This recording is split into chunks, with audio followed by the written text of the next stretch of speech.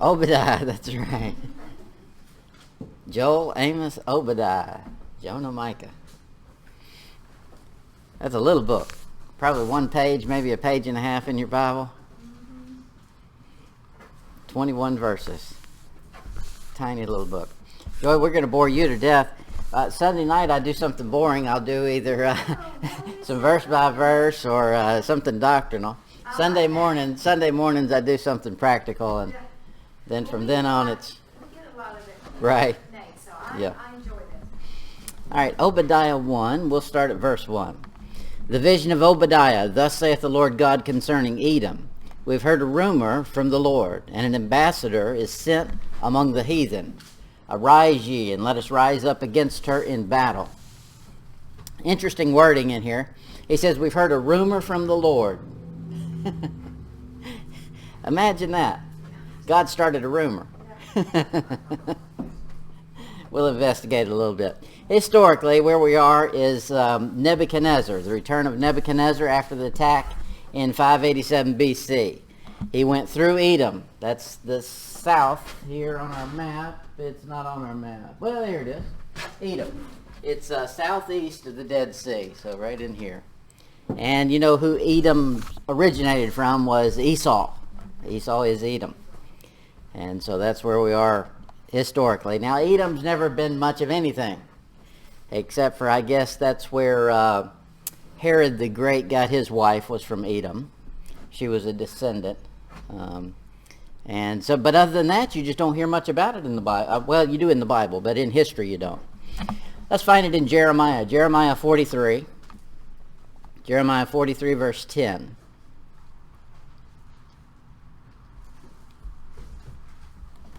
Jeremiah 43:10.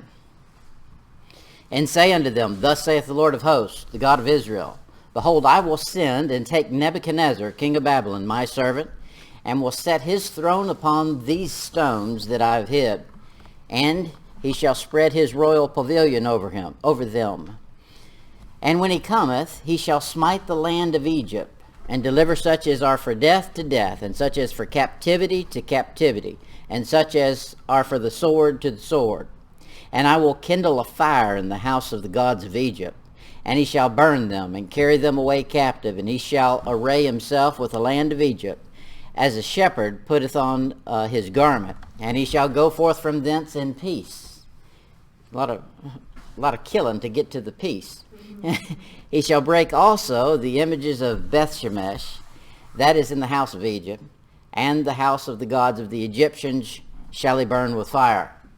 That's the destruction of Nebuchadnezzar. Now what he's talking about is Babylon is, well, we'll just imagine we've got the full map. Babylon is right over here, at the bottom of the Euphrates River. He's going to come, he follows the Euphrates all the way up, comes through Syria, comes down. He comes through Israel, and then he cuts across Edom here. As he's coming across Edom, we're not given a bunch of information other than Obadiah. He's going to do some destroying when he does that too, on his way to Egypt, which would be down here where y'all can't see. Jeremiah 49, look at verse 22. Behold, he shall come up and fly as the eagle, and spread his wings over Basra. Okay, that's the Middle East where he's coming in from. And at that day shall the heart of the mighty man of Edom be as the heart of a woman in her pangs. So he says he's coming through, and when he does, he's going to scare Edom to death. Well, he's not just going to scare them to death. He's going to do a lot of death taken. Okay, this rumor from the Lord is obviously another prophet has said something, and word is spreading. God couldn't have spread a rumor. When God says something, it's not a rumor, it's a fact. So the rumor from the Lord means that God has given his word to a prophet, and the prophet has preached or spoken. And then someone overheard it, and they went to the next town and said, well, so-and-so said this, or one of the prophets told us this, and word starts spreading. So that's the rumor. It's in Jeremiah 40. Look at verse 15.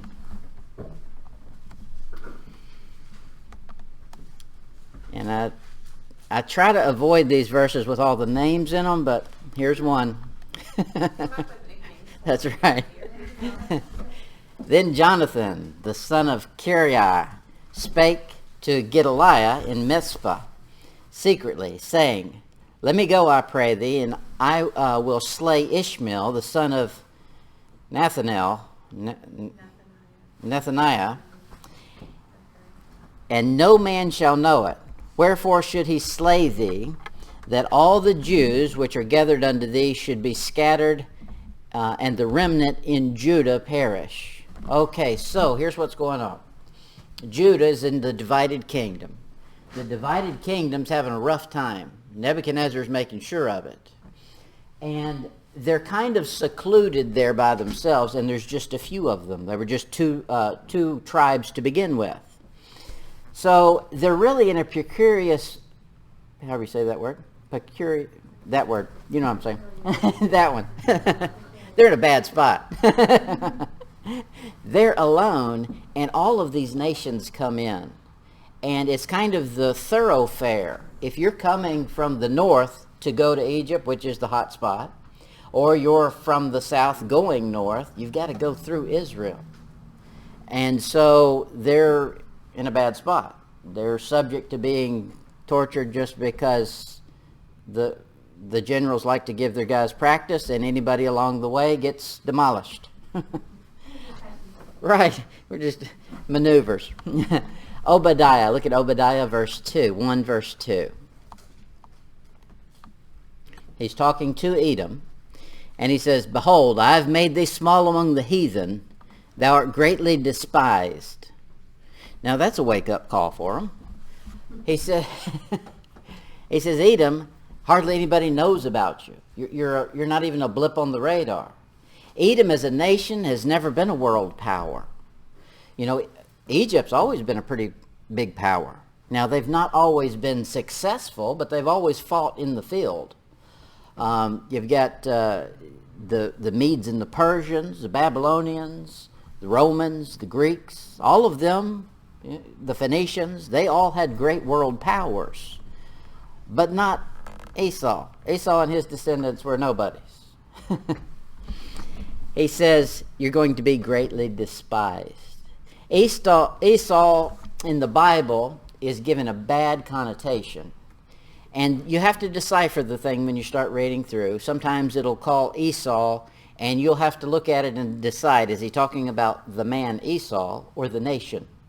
You find the same thing in Ezekiel. He talks about Tagarma and all those other names. Those show up in Genesis chapter 11, the original descendants. And rather than calling a nation by the nation's name, he'll refer to their forefather, whoever began the nation. Because the names of nations change. It's easier to name it Abraham and the descendants of Abraham. You look at all the territories of Russia. You know, at one time they had a huge territory, and then it shrank and it grows, and the names of the nations change there quickly. We would have that problem too. So it's better just to go back to the name. So here's Esau. Look at him in Hebrews. Hebrews 12, verse 16. Hebrews 12, verse 16.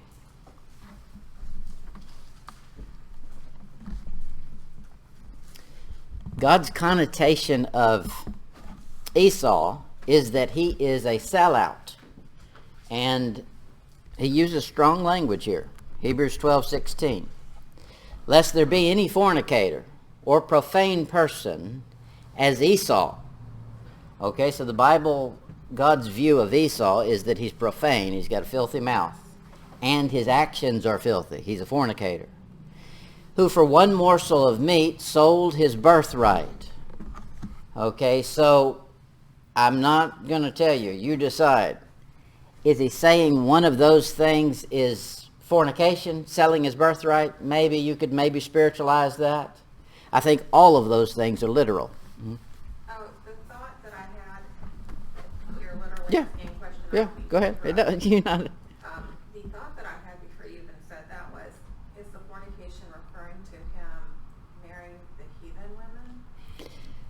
Well, they were all heathen. You couldn't marry someone that was not a heathen. That's why. I just That's why, saying that they're grief to me. yeah. All that. Yeah, they sent them back to Syria to marry a Syrian. But a Syrian's a heathen too. Yeah. And amongst the Jews, that once they populated and had a big enough country you could marry within the Jews, they weren't any good either. So, yes and no. Yeah. Now, we know that he had at least 3 wives. Well, I'm calling them wives. They didn't always call them wives.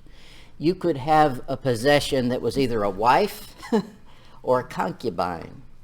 And both of those were legal standing. A concubine still got an inheritance. They were due certain things as a concubine. It wasn't just a fling. It was a lifelong position she held. But yeah, he tried to intermingle with Ishmael. And that he did it on purpose. Like you were saying, he did it to make them mad. And so because of that, he also in the process made God mad. Obadiah 1 verse 3. Obadiah 1:3. Now a nation could have a bad start and turn to God. Rarely do you find that. But we found it when we look at Nineveh. Nineveh was a bad city. They persecuted Israel. Jonah showed up, said, I got good news for me. Y'all are going down. Yeah. And they all repented and got right with God. Now, it didn't hold. 100 years later, God took them out. Okay, here we are. Obadiah 1 verse 3. The pride of thine heart hath deceived thee.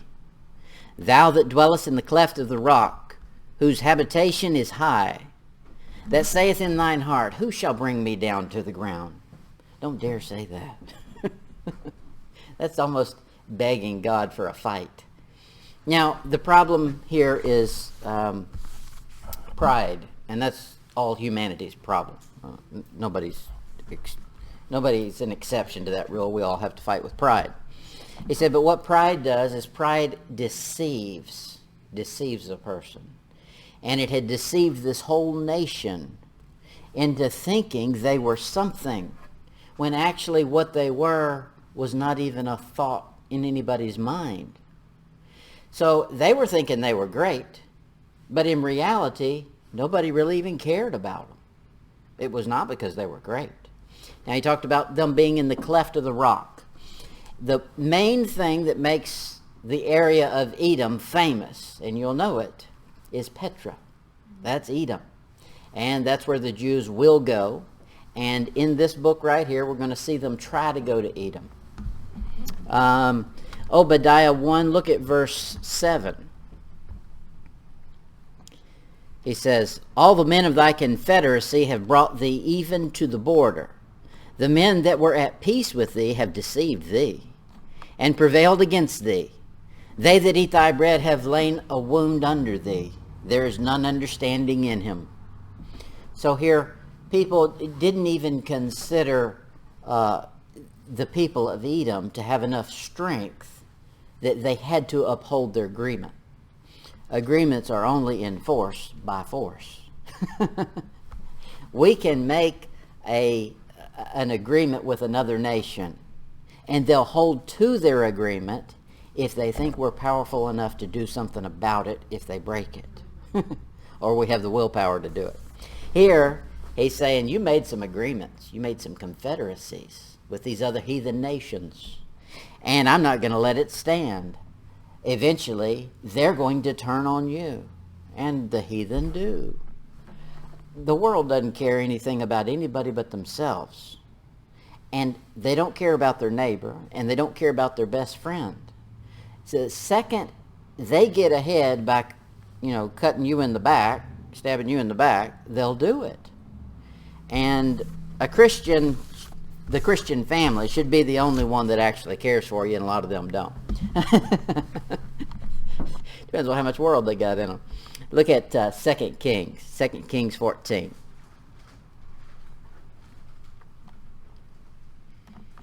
2 Kings 14, verse 7.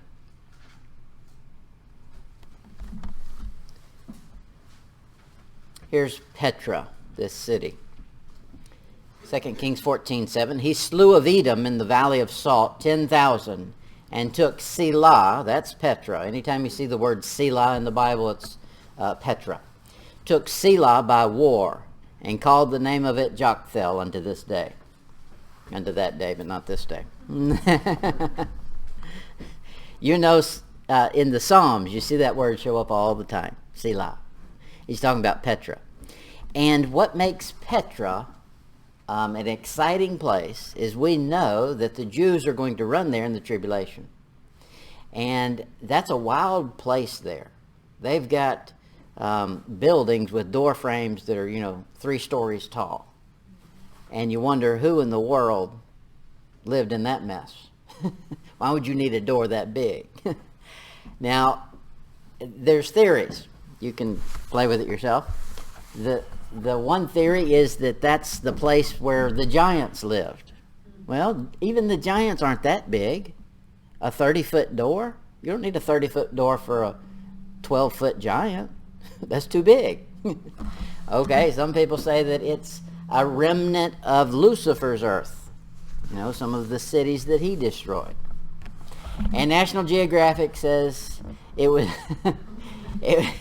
it was just something they wanted to build. And the way they built it was they used the carvings. It's sandstone, so it's soft.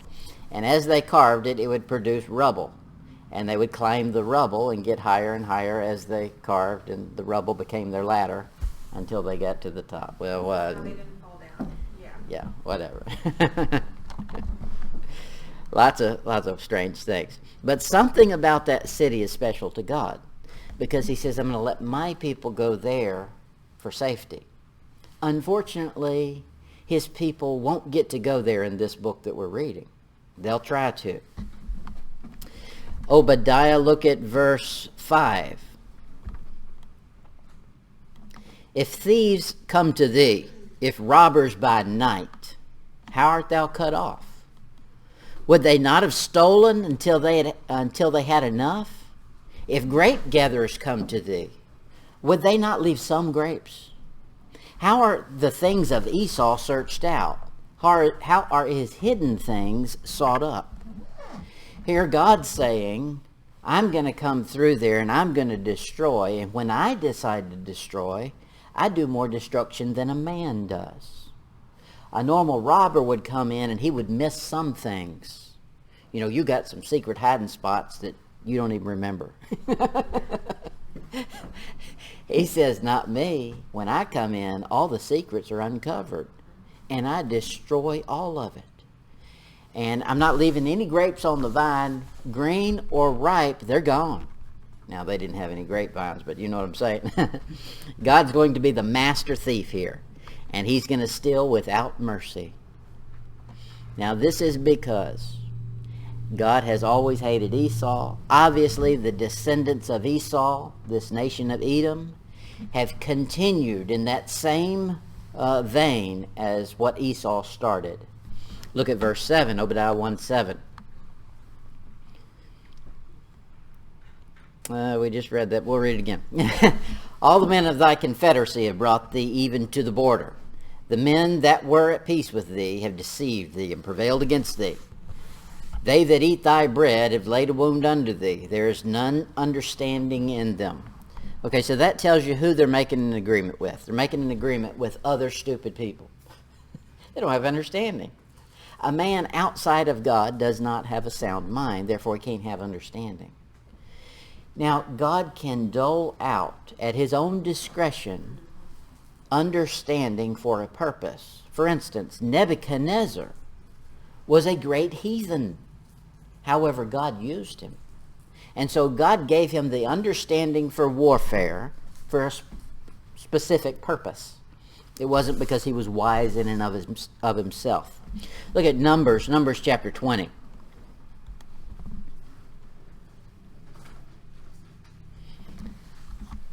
Numbers 20. God is a vengeful God. At times, he can be. He gives a man a space to repent. That's the phrase you find in Revelation. And he does that with everybody.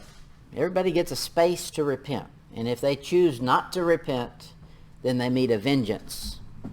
Numbers 20, verse 20. Here's the nation of Edom. And he said, thou shalt not go through.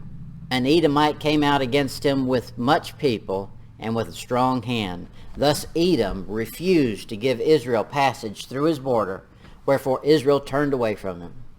This is the children of Israel in the wilderness, and they're trying to go through the king's highway here. And they say, can we get permission just to walk straight through? We won't veer off. We won't drink anything out of your wells.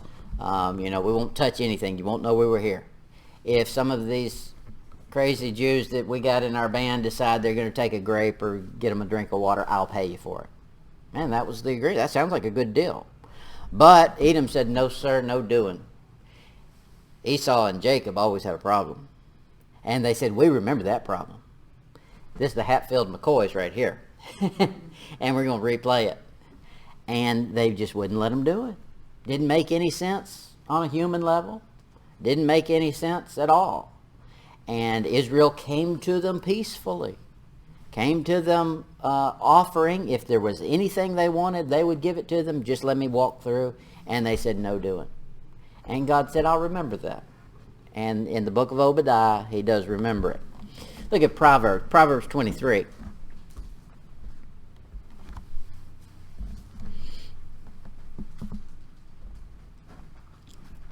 Proverbs 23, verse 6. Proverbs 23, 6. He says, eat thou not the bread of him that hath an evil eye, neither desire thou his dainty meats. For as he thinketh in his heart, so is he. Eat and drink, saith he unto thee, but his heart is not with thee. The morsel which thou hast eaten shalt thou vomit up, and lose thy sweet words. Now, you don't notice it from this text, but if you think about it, it makes sense. This is a negotiation table here. This is guys coming together trying to strike deals, and it's probably governmental. And he says, don't trust the bread because they'll poison it. And that's a fact. Look through history, and that's exactly what they've done. In Obadiah, he talked about him poisoning the bread. What was the phrase he used? They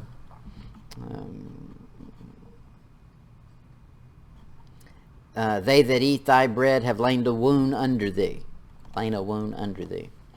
So there it is. That trying to make a peace, you don't make a peace pact with somebody that's not peaceful. Mm-hmm. For instance, we shouldn't. We do.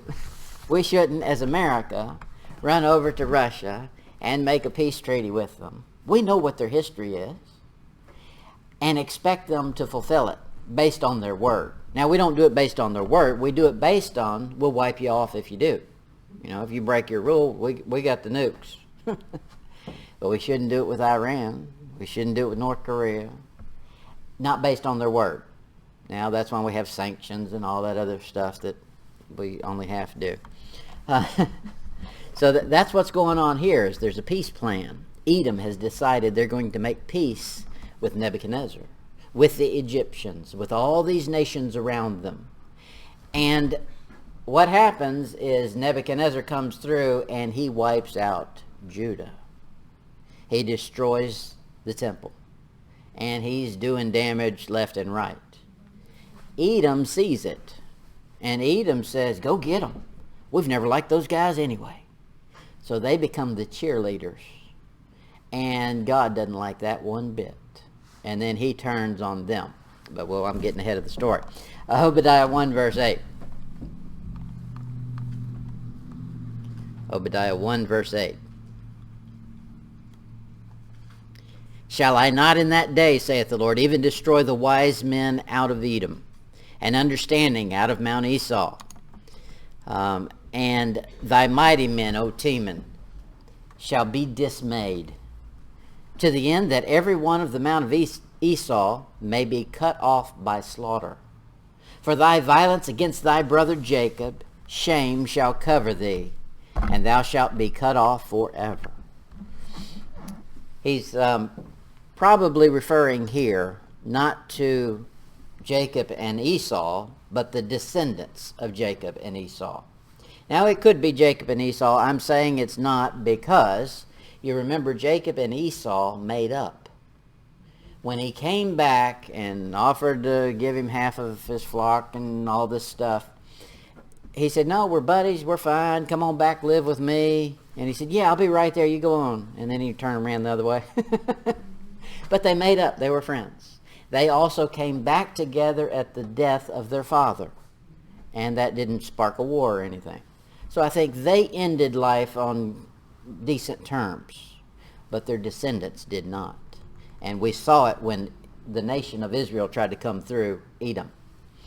So they've got a problem. God says, I'm going to solve it. Verse 11. In the day that thou stoodest on the other side of the other side, in the day that strangers carried away captive his forces, and foreigners entered into his gates, and cast lots upon Jerusalem, even thou was one of them. So this alliance that Edom had made obviously included Nebuchadnezzar. And when Nebuchadnezzar started getting the upper hand, they all came out to join the fight. You know, the big bully is winning, let's go join his team. Instead of what's right, who's winning? Verse 12. But thou shouldest not have looked on the day of thy brother in the day that he became a stranger. Neither shouldest thou have rejoiced over the children of Judah in the day of their destruction. Neither shouldest thou have spoken proudly in the day of distress. Bad news, he says, you got all excited when somebody else came in and did what you could not do, but always wanted to. This is God's prophecy of what's going to happen. And he says, I'm going to wipe you out because you were bad news to my people. Even though any individual could have turned to God. Now this is where people don't misunderstand the Old Testament. God is talking to nations. Nations, he talks generally to. But any individual could have turned to God out of any nation. God, this is ultimate Calvinism if you say that God hated everybody from every nation that he has something bad to say about. No, he doesn't. He hates the majority of that nation that's heading in a certain direction, but any individual could turn to God.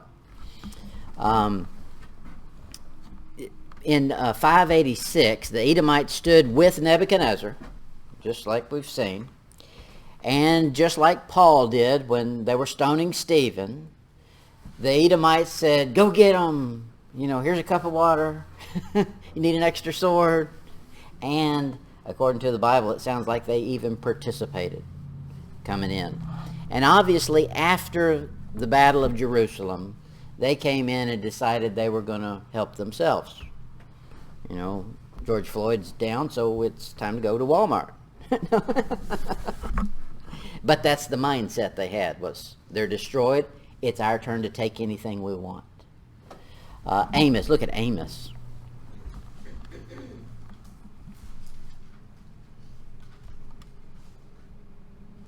Amos chapter 8, verse 7.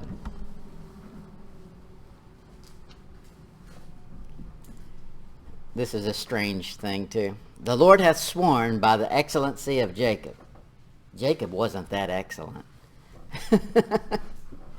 But he's saying, I'm swearing based on Israel, the nation, Jacob. Israel is the descendants of the line of Abraham.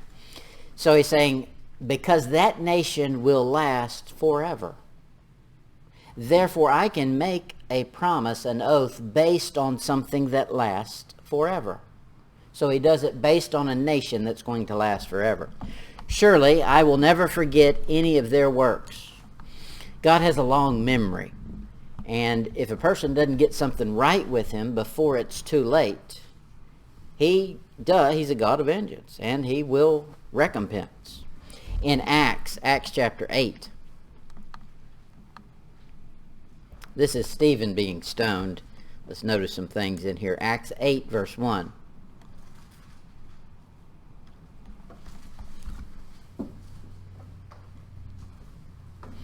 It says, and Saul was consenting unto his death.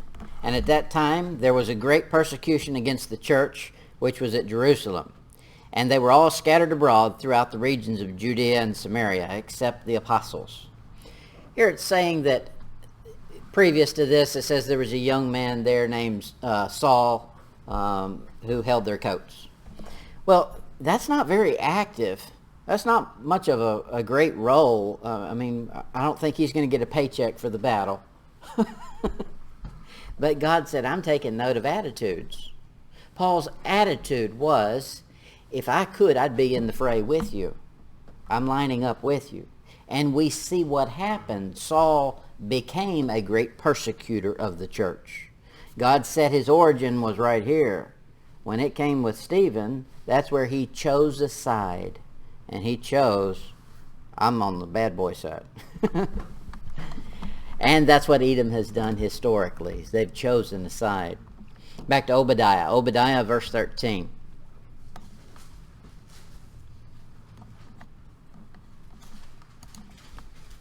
Obadiah 1:13. Now God picks a side and makes it plain. Thou shouldest not have entered into the gate of my people in the day of their calamity. Yea, thou shouldest not have looked upon their affliction in the day of their calamity, nor have lain hands on their substance in the day of their calamity. Now, I know I'm going to spiritualize something for a second. It's bad news to rejoice over your enemy's fall. Even someone that is wicked, you should not take pleasure in anybody's fall. That's bad news. He says in Proverbs, don't dig a ditch, you'll fall in it. Okay, so here, they should not have been taking pleasure in the fall of Israel. Now, from their point of view, they were the good guys, Israel was the bad guys. Now, we know that's a messed up viewpoint. And Israel is now falling. When I say Israel, I'm meaning Judah, but you know what I mean. When Judah falls, they got all excited about it. God said, no. Because nobody stands or falls on their own. Therefore, God put them down, not Nebuchadnezzar. Look at Lamentations.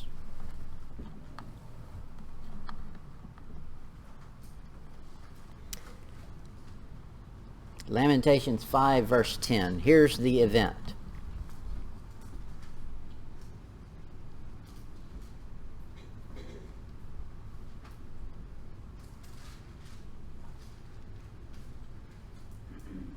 Lamentations 5, verse 10. Our skin was black like an oven because of the terrible famine. They ravished the women in Zion and the maids in the city of Judah. Princes are hanged up by their hands. The faces of the elders were not honored. That's bad news. In my time, I don't guess in any time in America, we've not seen anything like that. But if the Muslims take over, we'll start seeing it. That's the way they do warfare in the Middle East, is it's brutal. And that's what was going on. And he says, Edom, you were part of that. You were jumping into a battle that really wasn't yours, and you were acting just as wicked as the others, and God is going to set the table straight. He said, those were my people. Back to Obadiah. Obadiah 1:14. Obadiah 1:14. Now here's where it gets really interesting. Well, I think the whole thing is interesting, but Obadiah 1:14. Neither shouldest thou have stood in the crossway to cut off those of his that did escape. His, talking about Israel, his people. Those that did escape. Neither shouldest thou have delivered up those of his that did remain in the day of his day of distress. So he's saying what happened was in Judah there was this great siege. There was a great famine because they were starving them out. Nebuchadnezzar came in and destroyed. And they did like a heathen would, just mopping up and wreaking as much havoc as they could. Edom said, that looks like fun, let me join in. And they did that, but not only that. It says here, they were standing at the crossway. That is, from Judah, if you were going to flee, you couldn't flee north. Nebuchadnezzar's he's just made that whole swath his coming down. So the only place to flee is, I guess you could go west on the water, but who's got a boat? You could go south to Egypt. The only way to get there is to go through Petra. So he says, you set an ambush for them and you wouldn't let them come through, and you were killing them as they were trying to escape. Whew! Talk about brutal. That would be a bad time to be in Judah. Let's continue reading verse 15, Obadiah 1:15. For the day of the Lord is near upon all the heathen. As thou hast done, it shall be done to thee. Thy reward shall return upon thine own head. For as they have drunk upon my holy mountain, so shall all the heathen drink continually. Yea, they shall drink, and they shall swallow down, and they shall be as though they had not been. So God says, you've done this, and you participated with wicked people. Therefore, I'm going to repay, and I'm going to wipe you off the face of the earth. The thing to notice is in verse 15. He's calling this the day of the Lord. Now, we know what the day of the Lord is. Usually, that's a reference to the tribulation. I'm going to give you my take on the day of the Lord is this. It is the second coming. That is the day of the Lord. Now, in that, you'll see him sometimes include the tribulation as the day of the Lord, because that's when he's getting vengeance. We look at that and we think, man, that's just bad. That's bad news. How would that be a good thing, the day of the Lord? Well, no, that's good for him, because he's finally getting what's due him. They owe him. In Daniel 9, he says, let's look at it. Daniel 9, I think we're in verse 26 maybe. He calls it something. I've gotten too old to remember. I remember there's something in there.